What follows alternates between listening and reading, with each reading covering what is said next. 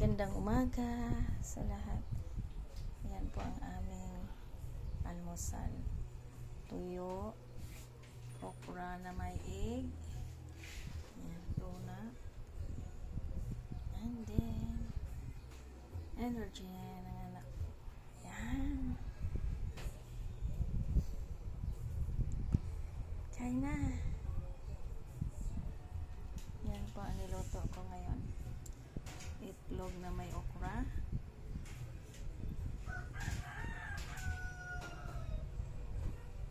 At tuna. At tuyo. Galing Bisaya. Galing Bisaya ito.